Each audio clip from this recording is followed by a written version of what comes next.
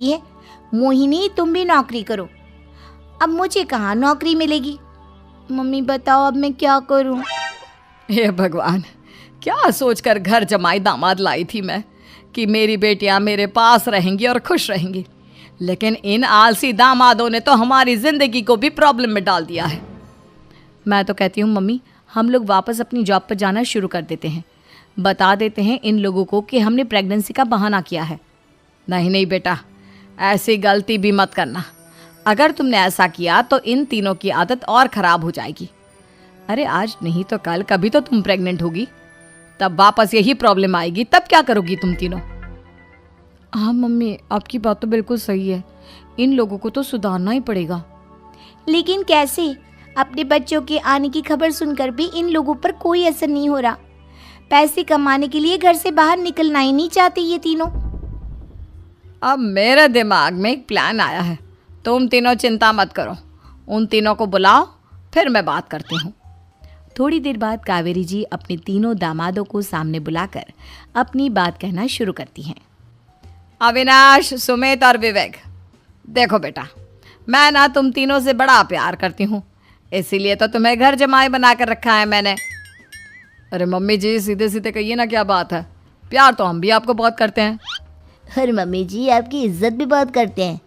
अरे भाई, आपके जैसी सास और कमाने वाली बीवी सबको मिलती है क्या? हाँ मम्मी, विवेक और सुमित ठीक कह रहे हैं। आपकी बेटी से शादी करके मेरी तो ज़िंदगी ही अच्छी हो गई है। जानती हूँ मैं, और ये भी जानती हूँ कि तुम तीनों अपने अपनी बीवियों से बहुत प्यार करते हो।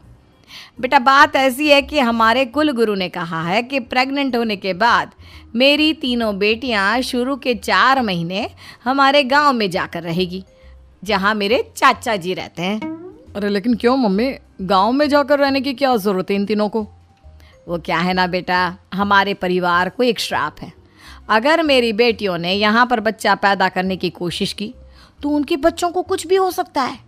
इसलिए अब से लेकर 4 महीने पूरे होने तक इन्हें गांव वाले घर में रहना पड़ेगा। हाँ तो इसमें प्रॉब्लम क्या है मम्मी जी? हम भी वहाँ जाकर रहेंगे, पिकनिक मनाएंगे। अरे भाई, बीवी जहाँ हम भी वहाँ। हाँ यार, आइडिया तो बहुत अच्छा है। शहर की ज़िंदगी में रह रहकर परेशान हो चुके हैं, अब कुछ दिन गांव में बिताएंगे। तुम लोग समझने की कोशिश क्यों नहीं करते? तुम में से कोई भी वहाँ नहीं जा सकता, और मैं यहाँ रहूँगी ना तुम तीनों के साथ। 4 महीने की तो बात है, उसके बाद ये तीनों ही लौट कर आ जाएंगी। ठीक है मम्मी जी, अब हमारे बच्चों का सवाल है तो ये तो करना ही पड़ेगा। कावेरी अपनी तीनों बेटियों को कुछ दिन के लिए घर से बाहर कहीं दूसरे शहर में रहने के लिए भेज देती है। कुछ दिनों के बाद, अरे मम्मी जी, बहुत दिन से पिज्ज़ा नहीं खाया, मंगवाइए ना। क्या बताऊं बेटा, पहले तो बेटियां खर्चा दे देती थी क्योंकि उनकी नौकरी थी, लेकिन अब तो मेरे पास पैसे ही नहीं बचे। थोड़े बहुत पैसे हैं जो बच्चों की डिलीवरी में काम आएंगे। लेकिन मम्मी जी, आपकी बेटियों को वापस आने में तो अभी बहुत वक्त बाकी है। वही सोच सोच कर परेशान हो रही हूँ। सोच रही हूँ कल से दूध भी बंद करवा देती हूँ। अब दूध वाले को देने के लिए पैसे भी तो नहीं है ना। अरे नहीं नहीं मम्मी जी, अगर दूध भी बंद करवा दोगी तो मुझे चाय कहाँ से मिलेगी? और चाय के बिना मैं तो मर ही जाऊंगा। क्या करूं बेटा, इसके अलावा हमारे पास कोई ऑप्शन नहीं है। मेरे पास पैसे ही नहीं बचे। इस तरह कावेरी जी धीरे धीरे अपने तीनों दामादों को पैसे देना बंद कर देती हैं और घर में खाने पीने की चीज़ें लाना भी बंद कर देती है। अब वो तीनों बुरी तरह से परेशान होने लगे थे और इसलिए एक दिन तीनों प्लान करके घर से बाहर निकलते हैं और बाजार में जाने के बाद, यार अच्छा खाना खाए हुए कितने दिन हो गए, पता नहीं कब अच्छा खाना मिलेगा। हमारी बीवियों के जाने के बाद तो हमारी हालत भिखारियों जैसी हो गई है यार। कुछ भी हो, मुझे तो आज पिज्ज़ा खाना ही खाना है। जेब में 1 रुपया नहीं है और पिज्ज़ा खाएगा, कहाँ से आएंगे पैसे? अरे देख, वहाँ सामने बोर्ड पर क्या लिखा हुआ है, कंप्यूटर पर काम करने के लिए एक आदमी की आवश्यकता है। भाई मैं तो जा रहा हूँ, काम करूँगा और शाम तक पैसे लाकर आराम से पिज्ज़ा खाऊंगा। जा जा, तुझे कोई काम नहीं देने वाला, हम तो घर जा रहे हैं। चल भाई सुमित। सुमित और अविनाश वहाँ से चले जाते हैं और विवेक उस कंप्यूटर शॉप पर सारा दिन काम करके 5,000 रुपये कमा कर घर लौट कर आता है और अपने खाने के लिए अच्छी अच्छी चीज़ें भी लेकर आता है। ये देखकर विवेक और सुमित के दिल में भी कुछ पैसे कमाने की इच्छा जागती है। अरे सुबह सुबह कहाँ चल दिए तुम? मम्मी जी, एक बहुत अच्छी जगह मिली है। कंप्यूटर पर काम करने के 5,000 मिले थे कल मुझे। अगर रोज़ काम करूँगा तो पूरे 40,000 की तनख्वाह।